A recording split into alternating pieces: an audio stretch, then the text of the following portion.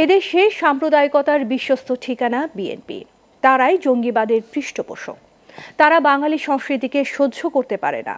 তাদের হৃদয়ে পাকিস্তান বলে মন্তব্য করেছেন আওয়ামী লীগ সাধারণ সম্পাদক ওবায়দুল কাদের।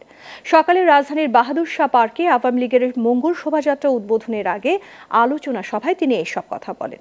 বিস্তারিত তরুণ বেগীর প্রতিবেদনে। বাংলা নববর্ষ 1431 বরণে বর্ণাঢ্য মঙ্গল শোভাযাত্রার আয়োজন করে ঢাকা মহানগর দক্ষিণ আওয়ামী লীগ।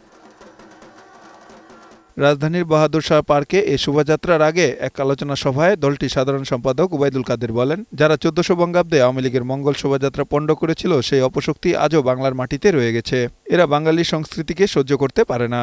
বাঙালির ঐতিহ্যবাহী চেতনায় আমরা এই অপশক্তিকে প্রতিহত করি, পরাজিত করি এবং বিজয়ের লক্ষ্য অভিমুখে এগিয়ে যায়। তার মতে বাংলাদেশকে বাঁচিয়ে রাখতে হলে বাঙালি সংস্কৃতিকে বাঁচিয়ে রাখতে হবে। আর সাম্প্রদায়িক জঙ্গিবাদের পৃষ্ঠপোষক বিএনপি হচ্ছে বাঙালি সংস্কৃতি, চেতনা ও মুক্তিযুদ্ধের শত্রু। বাংলাদেশকে বাঁচিয়ে রাখতে হলে বাঙালি সংস্কৃতিকে বাঁচিয়ে রাখতে হবে। আমাদের ইতিহাস, আমাদের ঐতিহ্যকে আমাদের চেতনায় ধারণ করে বাঁচিয়ে রাখতে হবে। যারা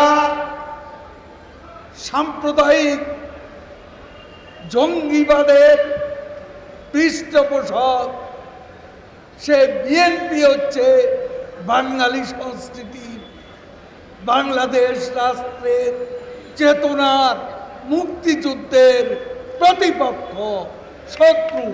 পরে মঙ্গল শোভাযাত্রার উদ্বোধন করেন দলের সাধারণ সম্পাদক ওবায়দুল কাদের। শোভাযাত্রাটি বঙ্গবন্ধু এভিনিউ আওয়ামী লীগ কেন্দ্রীয় কার্যালয়ে এসে শেষ হয়। তরুণ বেগী, গ্লোবাল টেলিভিশন, ঢাকা।